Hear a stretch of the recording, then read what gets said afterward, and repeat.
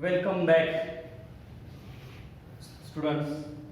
Here, the new topic, contrivances of pollination. In last topic, we have seen the pollination types, agents. In this case, contrivances of pollination, that means adaptations. निसर्गाने अशा कोणत्या गोष्टी त्यांना दिलेल्या आहेत encourage करण्यासाठी. कोणता काय एनकरेज करायचे? पॉलिनेशन. त्यात स्पेशली क्रॉस पॉलिनेशनच्या बाबतीत आपण बोलू अगोदर. क्रॉस पॉलिनेशन एनकरेज करण्यासाठी अशा कोणत्या गोष्टी आहेत किंवा निसर्गाने कसं ते स्ट्रक्चर असं बनवलेलं आहे त्यामध्ये first of all we will see the unisexuality. Note down unisexuality. असे कोणते फॅक्टर आहेत जे क्रॉस पॉलिनेशनच्या फेवर मध्ये जातात किंवा क्रॉस पॉलिनेशन शिवाय त्यांना पर्याय राहत नाही. आणि ह्या अगोदर मेन्शन केल्याप्रमाणे क्रॉस पॉलिनेशन मध्ये एजंट्स लागतात. Agents are must in cross pollination and the contributions specially in cross pollination और कॉन्ट्रिब्युशन्स और adaptations for cross pollinations. Cross पॉलिनेशनच्या फेवर मध्ये जाणारे फॅक्टर्स आपण अगोदर अभ्यास करणार आहोत. त्यामध्ये पहिला फॅक्टर आहे युनिसेक्शुअलिटी, that is also called declining. Unisexuality means what? याच्या अगोदर तुम्हाला सांगितलं यापूर्वी bisexual flower म्हणजे काय? Both the sexes are present on same flower. Both the sexes, male, female, androecium, gynoecium. जर दोन्ही असतील तर त्या फ्लॉवरला आपण म्हणतो bisexual flower. आणि जर एकच सेक्स असेल, whether male or female, whether androecium or gynoecium, then it is called unisexual flower. जर असं असेल युनिसेक्शुअल फ्लॉवर असेल तर त्या कंडिशन मध्ये क्रॉस पॉलिनेशन शिवाय त्यांना पर्याय नाही. आता हा जो टॉपिक आहे कॉन्ट्रिब्युशन्स ऑफ पॉलिनेशन, त्यात क्रॉस पॉलिनेशनच्या फेवर मध्ये असे हे जे फॅक्टर आहेत. क्रॉस पॉलिनेशन का आवश्यक आहे किंवा क्रॉस पॉलिनेशन चे फायदे काय आहेत, तर क्रॉस पॉलिनेशनचा एक फायदा इथं तुम्हाला नमूद करावा लागेल. एक गोष्ट सांगतो तुम्हाला या क्रॉस पॉलिनेशनच्या बाबतीत. जर क्रॉस पॉलिनेशन झालं तर generation to generation variation occurs. काहीतरी चेंजेस पाहायला मिळतात. जनरेशन टू जनरेशन हे चेंजेस, चांगले चेंजेस जनरेशन टू जनरेशन चालत राहतात आणि एक नवीन स्पेसिसचा उगम according to the Darwin origin of species, नवीन स्पेसिसचा शोध लागतो किंवा नवीन कॅरेक्टर्स त्याच्यामध्ये मिक्स होतात. क्रॉस पॉलिनेशनचा हा एक मोठा फायदा आहे. New characters are found in new variety.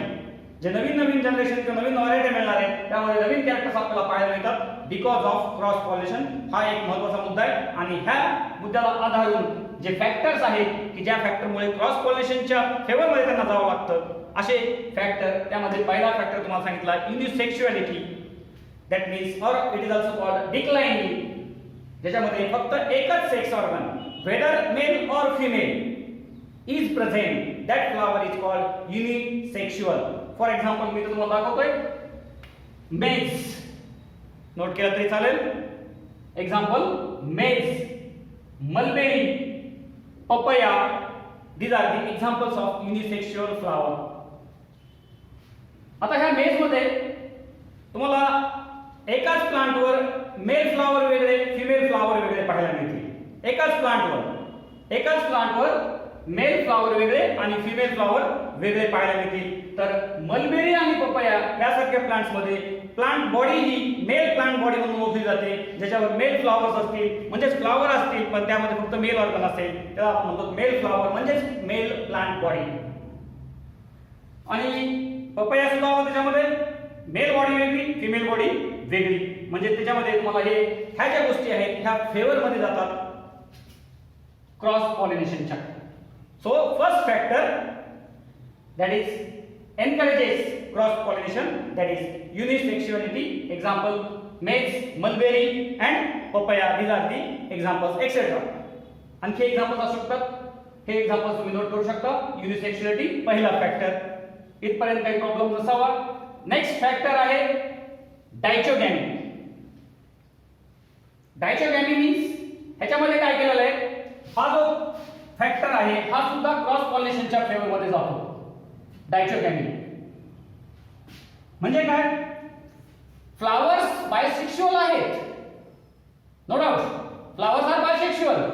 but the maturation period of male and female are different here. For example, याच्यामध्ये परत दोन टाइप्स केलेले डायचोगॅमी मध्ये बायसेक्शुअल फ्लॉवर आहे, पण मॅच्युरेशन पिरियड जो आहे मेलचा आणि फिमेलचा तो वेगवेगळा आहे. त्याच्यावरून दोन टाइप्स केलेले डायचोगॅमी मध्ये. प्रोटॅन्ड्री, ह्याच्या नावातच तुम्हाला अर्थ आपल्याला पाहायला मिळतो. प्रोटॅन्ड्री अँड्रोशियमशी रिलेटेड आहे. Androecium mature first here. Protandry androecium mature first than gynoecium. आणि दुसरा जो प्रकार आहे ज्यामध्ये डायचोगॅमी मधला प्रोटोगायनी, त्याच्यामध्ये गायनोशियम मॅच्युअर फर्स्ट. गायनोशियम म्हणजे फिमेल, अँड्रोशियम म्हणजे मेल. इथं मेल प्रोटॅन्ड्री मध्ये मेल अगोदर मॅच्युअर होतोय, त्यावेळेस फिमेल तयार नाहीये, फिमेल मॅच्युअर नाहीये. मग ही गोष्ट कोणाच्या फेवर मध्ये जाणार आहे? त्यांना पर्याय आहे फक्त क्रॉस पॉलिनेशन. कारण सेल्फ पॉलिनेशन साठी त्यांचा जो फिमेल ऑर्गन आहे तो तयार नाहीये किंवा मॅच्युअर नाही असं म्हणू आपण प्रोटॅन्ड्री मध्ये. आणि प्रोटोगायनी मध्ये काय म्हणू आपण? गायनोशियम मॅच्युअर फर्स्ट किंवा अर्लियर दॅन अँड्रोशियम. गायनोशियम तयार आहे, फिमेल ऑर्गन तयार आहे, पण अँड्रोशियम तयार नाहीये. That condition is called protogyny. ह्या दोन्ही कंडिशन डायचोगॅमी मधल्या ह्या फेवर मध्ये जातात क्रॉस पॉलिनेशनच्या, किंवा आपण असं म्हणू ना, it is an adaptation for cross pollination. Protandry and protogyny. प्रोटोएंड्रीचं एक्झाम्पल आपल्याला सांगता येईल disc florets of sunflower. Example disc florets of sunflower. आणि प्रोटोगायनीचं एक्झाम्पल सांगता येईल ग्लोरिसा. These are the examples of protandry and protogyny. So this is the second factor, dichogamy. त्याच्यामध्ये परत आपण दोन केलेले प्रोटॅन्ड्री, प्रोटोगायनी. मॅच्युरेशन पिरियड जो आहे तो अँड्रोशियम चा अगोदर आहे का गायनोशियम अगोदर आहे, ह्याच्यावरून आपण हे प्रोटॅन्ड्री आणि प्रोटोगायनी केलेले आहे. तर अँड्रोशियम मॅच्युअर अगोदर होतो, तिथं गायनोशियम तयार नसतो, मॅच्युअर नाहीये, त्यावेळेस क्रॉस पॉलिनेशनवर त्यांना डिपेंड राहावं लागतं. आणि इथं प्रोटोगायनी मध्ये गायनोशियम मॅच्युअर अगोदर होतो, त्यावेळेस अँड्रोशियम तयार नाही, पोलन ग्रेन्स तयार नाहीयेत किंवा मॅच्युअर नाहीयेत, अशा वेळेस सुद्धा ह्यांना क्रॉस पॉलिनेशन वरच डिपेंड राहावं लागतं. So this is also encourages cross pollination और it is an adaptation for cross pollination.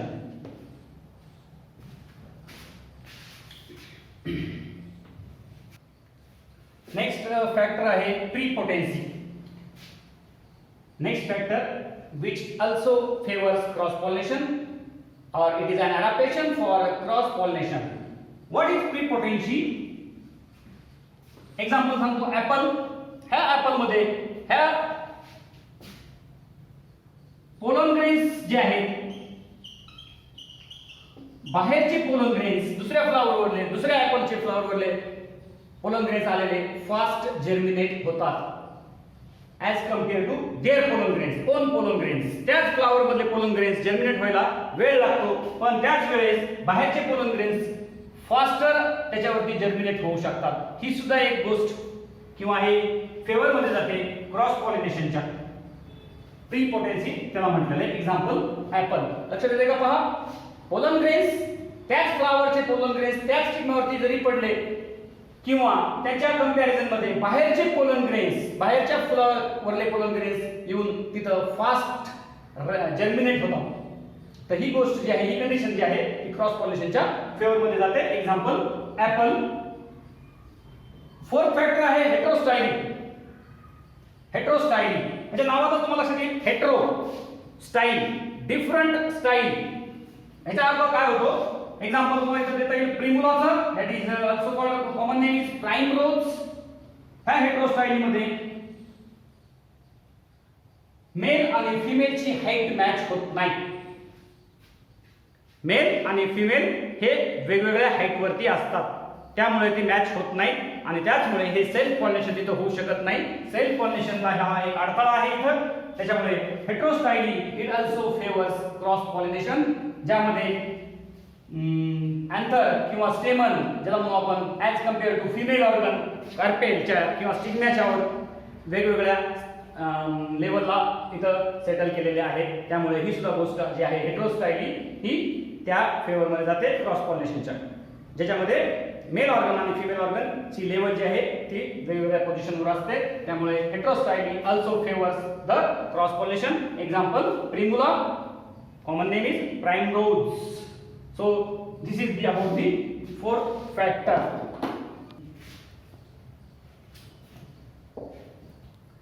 Next factor हेरकोगॅमी. हा पाचवा फॅक्टर आहे जो की क्रॉस पॉलिनेशनच्या फेवर मध्ये जाणार आहे. ह्या फॅक्टर मुळे सुद्धा त्या प्लांट्सला किंवा त्या फ्लावरला क्रॉस पॉलिनेशन वर डिपेंड राहावं लागणार आहे. It is an adaptation for cross pollination म्हणून.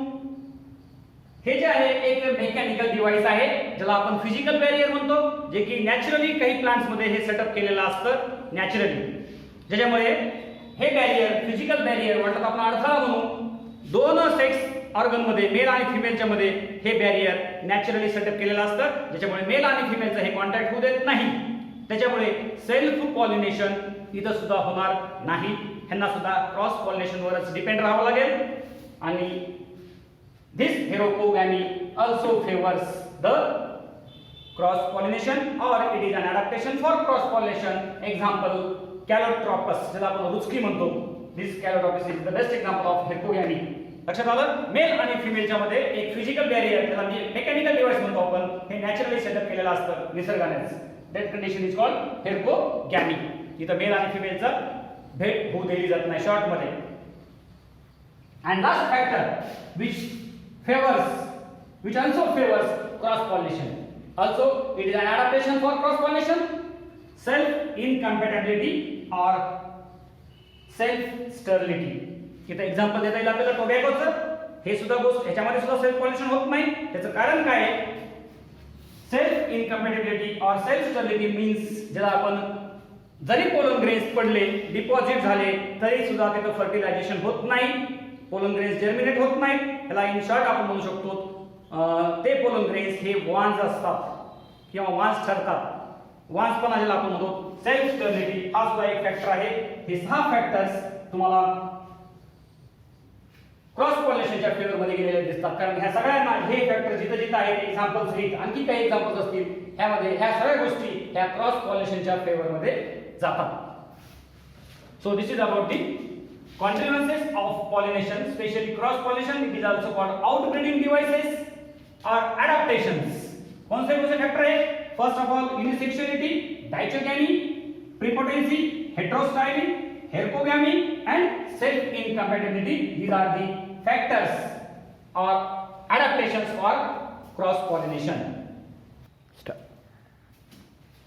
आता हा जो टॉपिक आहे हा बोर्डच्या सिलेबस मध्ये दिलेला नाहीये, पण तुम्हाला नेट एक्झाम साठी कामाला येऊ शकतो. त्याच्यामध्ये तुम्हाला कॉन्ट्रीब्युशन्स दिलेले आहेत. It is adaptation for self pollination. जसं आतापर्यंत आपण बघितले क्रॉस पॉलिनेशनचे पाहिले, तसे इथे सेल्फ पॉलिनेशनचे आपण पाहू. याच्यामध्ये 2 पॉइंट्स दिलेले आहेत. Bisexuality and homogamy. First factor bisexuality and homogamy. जसं आता आपण इथं कॉन्ट्रीब्युशन्स मध्ये क्रॉस पॉलिनेशनच्या बघितलं आपण युनिसेक्शुअलिटी, तसं इथं आहे बायसेक्शुअलिटी. फ्लावर्स बायसेक्शुअल आहेत. नुसतं बायसेक्शुअल असून चालत नाही. जसं आपण क्रॉस पॉलिनेशन मध्ये तुम्ही जर कंपेअर केलं डायचोगॅमी पॉइंट तिथं दिलेला होता. डायचोगॅमी वेगवेगळे दिले होते. युनिसेक्शुअलिटी वेगळा दिला होता, डायचोगॅमी वेगळा दिला होता. या डायचोगॅमी मध्ये प्रोटॅन्ड्री आणि प्रोटोगॅमी असे दिलेले होते. पण इथं काय आहे? इथं बायसेक्शुअलिटी दोन्ही सेक्स ऑर्गन एकाच फ्लॉवर मध्ये आहेत, पण असून दोन्हीही सेक्स ऑर्गन मॅच्युअर एकाच वेळेस होतात. That condition is called homogamy. डायचोगॅमीच्या उलट homogamy maturation period of androecium and gynoecium is same in this condition. फक्त फ्लावर बायसेक्शुअल असून चालत नाहीये. दोघांचा मॅच्युरेशन पिरियड, दोघांचा म्हणजे कोण? मेल आणि फिमेलचा मॅच्युरेशन पिरियड हा सेम आहे. त्याला म्हणायचं होमोगॅमी कंडिशन, होमोगॅमस. तर एक्झाम्पल तुम्हाला देता येईल मिराबिलस. लक्षात ठेवा ही गोष्ट फेवर मध्ये जाते सेल्फ पॉलिनेशनच्या. It is an adaptation for self pollination और it is an contributions for self pollination. First bisexuality and homogamy and second is cleistogamy. हा एक सेकंड पॉइंट दिलेला आहे. क्लिस्टोगॅमी म्हणजे काय की काही प्लांट्स मध्ये काही फ्लावर्स मध्ये 2 प्रकारचे फुलं असतात. एक अंडरग्राउंड आणि एक एरियल फ्लावर्स. तर अंडरग्राउंड फ्लावर्स जे आहेत ते कधीही ओपन होत नाहीत. अंडरग्राउंड फ्लावर्स हे कधीही ओपन होत नाहीत. एक्झाम्पल तुम्हाला इथे सांगता येईल ऑक्झॅलिसचं. हे फ्लावर्स अंडरग्राऊंड फ्लावर्स ओपन होत नाहीत, मग त्यांना डिपेंड राहावं लागतं त्यांच्याच पोलन ग्रेन्स वरती, म्हणजे सेल्फ पॉलिनेशन. हे फ्लावर्स दे रिमेन क्लोज, आणि हे फ्लावर्स ओपन न होण्यामुळे या कंडिशन मध्ये त्या फ्लावर्सला सेल्फ पॉलिनेशन वरच डिपेंड राहावं लागतं. So it is an adaptation for self pollination. तर अशा प्रकारे सेल्फ पॉलिनेशनच्या फेवर मध्ये ह्या दोन गोष्टी आहेत. क्रॉस पॉलिनेशनच्या अगोदर आपण बघितले 6, तसे इथं सेल्फ पॉलिनेशन मध्ये ह्या दोन गोष्टी दिलेल्या आहेत. अशा पद्धतीनं हा जो टॉपिक आहे आपला contributions of pollination and or it is also called adaptations or it is also called outbreeding devices, असा हा टॉपिक आहे. या टॉपिक मध्ये तुम्हाला जर कुठं काही प्रॉब्लेम वाटत असेल तर परत एकदा कमेंट्स टाका, माझ्या चॅनल सबस्क्राईब करा. चॅनलवरती तुम्हाला जाऊन सबस्क्राईब करून लाईक करून जे काही कमेंट्स तुम्हाला टाका वाटतात, काही प्रॉब्लेम असेल तर त्यामध्ये तुम्ही कमेंट्स करू शकता. थँक्यू.